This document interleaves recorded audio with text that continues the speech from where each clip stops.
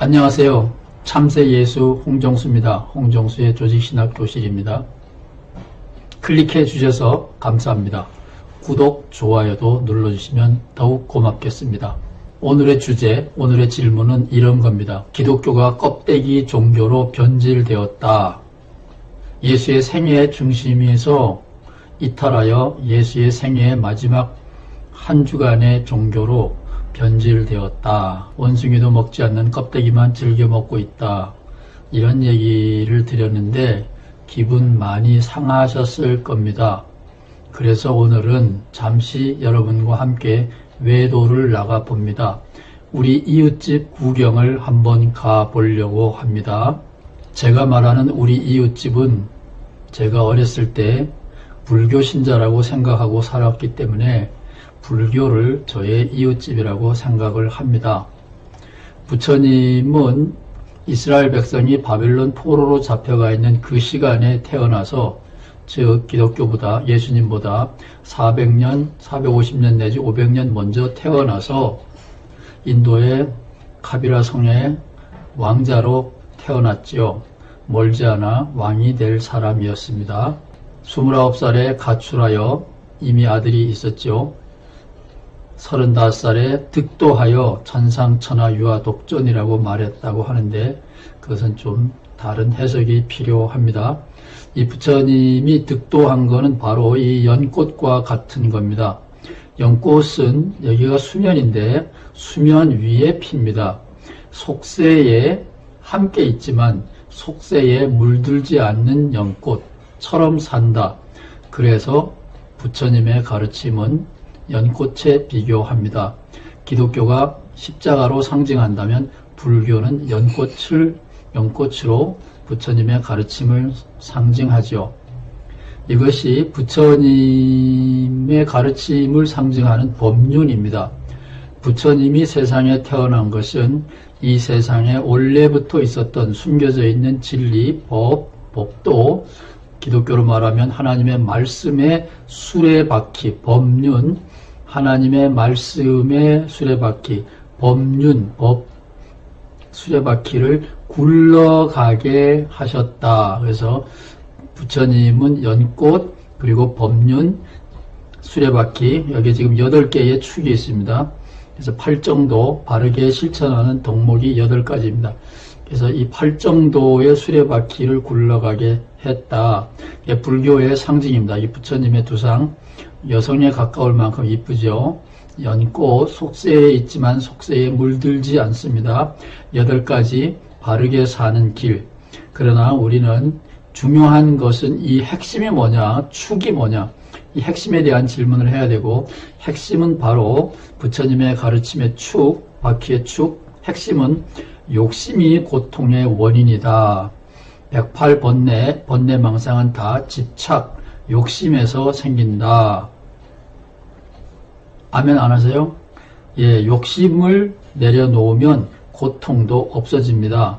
죽음이 본래 내 몫이다라는 것을 인정하고 받아들이면 나머지는 다 하찮은 것, 사소한 집착에 불과하고 내려놓을 수 있습니다. 저는 예수님과 부처님 좌우편에 제 친구로 삼고 늘 번갈아 가면서 대화하면서 남은 인생을 살아가고 있습니다.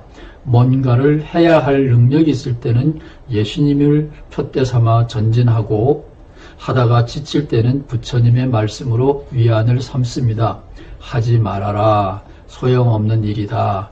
그러나 예수님은 말씀하시죠. 막 죽을 때까지 가는 거야. 예, 그 두 분의 스승을 모시고 저는 저의 인생을 갑니다. 이 아름다운 부처님의 가르침이 지금 어떻게 달라졌는지 잠깐 함께 보시겠습니다. 말 그대로 이웃집입니다. 제가 살고 있는 한인타운 아이롤로 스트리트, 여기 노르만드 스트리트입니다. 여기 지금 9가입니다. 저는 웨스턴가 11가에 살고 있습니다. 올림픽 근처에 살고 있습니다. 여기에 반야사가 있습니다. 이 한인타운 바로 한복판에 있습니다. 여기에는 이 법당 여기도 그 반야사의 부속 건물입니다. 여기 보면 속리산 법주사, 포교당이라 그랬네요.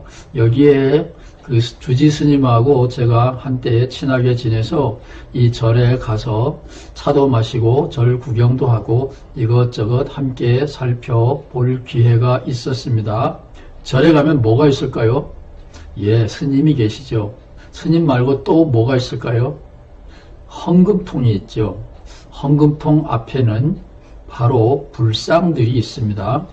이 반야사에는 세 분의 부처님을 모셔놨더라고요.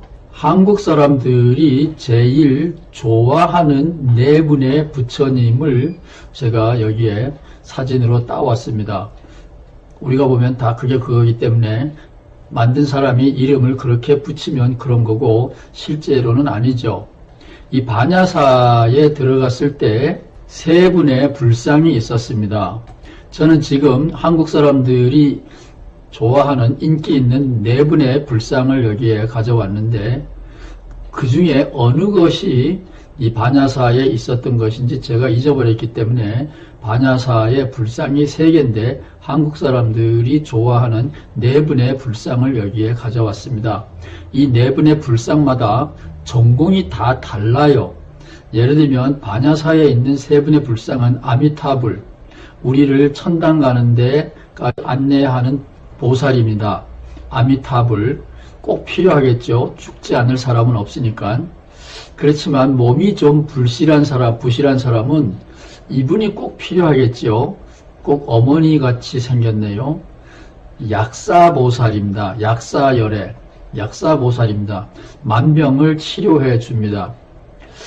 혹시 고3 학생을 둔 혹은 중2 학생을 둔 부모라면 꼭 필요한 보살이 또 있어요. 문수보살. 석가모니 선생님을 가르친 보살입니다. 문수보살. 지혜의 왕입니다. 지혜의 왕. 여기 지휘봉을 가지고 있는데 지혜의 왕입니다. 그러나 사업을 하는 사람이라면 지장보살도 필요하겠죠. 지휘봉입니다. 지장보살은 기독교적으로 말하면 임마누엘입니다. 이 현세에서 우리와 함께 계시는 것이죠. 반야사에 이 세 불상이 있었고 그 앞에는 헌금통이 있었습니다. 자, 있는 거는 극락 가는데 필요한 것, 병을 고쳐주는 것, 지혜를 주는 것, 혹은 현세의 사업에 번영을 주는 것. 이게 있는 거예요. 반야사에 가면. 근데 없는 게 있죠. 저는 그 반야사의 현철 스님한테 물어봤어요. 현철 스님은 제 직업을 알고 있습니다. 그래서 귓속말로 그 옆에 여러 친구들이 있었는데 귓속말로 왜 석가모니 불, 시달타 보살은 없나요? 예, 현철 주지승은 씩 웃었습니다. 제가 귓속말로 그랬죠. 비즈니스에 도움이 안 돼서 그런 거지요? 그럼요. 예, 왜 이렇게 되었을까요? 나쁜 의미로 묻는 게 아닙니다. 기독교가 껍데기 종교로 되었듯이 불교도 변질돼도 한참 변질됐습니다. 아예 헌금통을 뒤에서 지켜보고 있는 새 불상, 여기에 보면 석가모니 불이 없습니다. 석가모니 불이. 왜 그런지 더 쉽게 설명해 드리겠습니다. 일본에 있는 오사카 지역, 일본의 남도라고 할 수 있는 남부에 있는 지역이 오사카 지역인데 그 오사카 지역에 가면 절이 있습니다. 일본은 대웅전이라는 말을 잘 안 쓰는지요. 다른 이름으로 여기에 앞에 적혀 있습니다. 이게 이제 대웅전입니다. 한국식으로 말하면. 이게 이제 일본의 절이고요. 일본 절은 이렇게 끝이 추녀가 살짝 올라간 거, 이건 한국식입니다. 지붕이 대체로 일자인 경우가 많이 있습니다. 이건 한국의 영향을 다분히 받은 것 같아요. 끝이 살짝 올라갔네요. 이 대웅전인데 여기가 이제 현관입니다. 현관 옆에 제가 이거는 도형을 만들어 넣은 겁니다. 통이 있습니다. 하나, 둘, 셋, 넷. 요 마지막에는 접시가 하나 있어요. 여기에 첫 번째는 헌금통입니다. 이 헌금통이 굉장히 커요. 그 다음에는 더 작고, 그 다음에는 작고, 그 다음에는 작고. 예, 천당 가고 싶은 사람은 아미타불 여기다가 돈을 황창 넣습니다. 그 다음에는 아들이 대학 입시를 봐야 된다면 문수보살 여기다가 헌금을 넣습니다. 혹은 집에 아픈 사람이 있으면 약사열애 보살 여기다가 헌금을 넣습니다.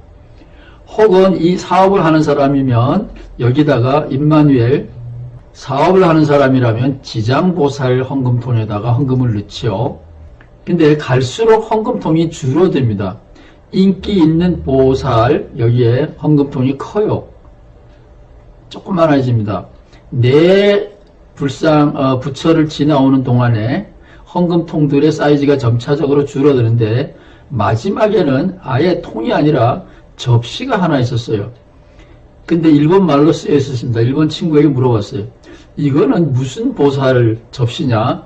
그랬더니 이거는 석가모니 보살 접시랍니다. 여기에는 아마 동전 한두 푼 놓고 가는 것 같아요. 그래서 아예 헌금통이 비어 있어요. 자, 왜 그럴까요? 이 헌금통 사이즈라면 4호, 3호, 2호, 1호 부처님 앞에 가면 아예 헌금통이 접시 하나입니다. 아예 헌금통이 없어요. 있는 것은 천당 가는 거, 병 고쳐주는 거, 지혜를 주는 거, 사업 잘 되게 해주는 것. 없는 것은 무엇입니까? 헌금통이 없는 것은 오사카나 여기 반야사나 똑같아요. 인간의 심성은 어디나 똑같다고 보시면 되겠습니다. 부처님 상 앞에는 헌금통이 없고 아예 종이 접시 같은 거 하나만 있어요. 왜 그럴까요? 너무 쉬운 질문이죠. 다른 보살들은 뭔가를 다 긍정적으로 적극적으로 주는 게 있어요. 그런데 석가모니 부처는 마음을 비워라. 마음을 비워라. 욕심을 버려라. 욕심을 버려라. 아니 거기다가 헌금할, 보시할, 공양할 어리석은 사람이 있을까요? 따라서 불교는 결국은 본래의 부처님의 가르침에서 크게 벗어나서 전혀 다른 세상의 번영, 부귀영화, 오복을 가르치는 종교로 변질돼 버리고 말았습니다. 종교의 변천은 시대와 상황의 필요에 따라서 달라지는 거기 때문에 종교가 변했다라는 것은 잘못이 없다고 저는 봅니다. 배가 고픈 사람, 살이 너무 빠져서 허기진 사람, 살이 너무 쪄서 비대해서 비만이라여 질병에 시달리는 사람, 처방이 같을 수 없지요. 그러나 종교의 변천이 긍정적이라고 할지라도 인간에게 대한 보시, 인간을 봉사하기 위하여, 인간에게 도움을 주기 위하여 변하는 것은 좋은데 그들의 욕망에 맞장구만 친다면 삑 그거는 틀린 거라고 봅니다. 인간의 욕망을 승화시키는 필수적인 사명이 있다고 저는 확신합니다. 오늘 기독교만 껍데기 종교로 변질된 것이 아니라 우리들의 이웃 종교, 불교도 이렇게 본질에서 크게 벗어났다라는 단면을 보았는데 이것은 불교를 비난하기 위해서가 아니고 인간이 그렇게 변해 간다. 인간에 대한 이해라고 생각하시고 폭넓게 불교를 이해해 주시면 고맙겠습니다.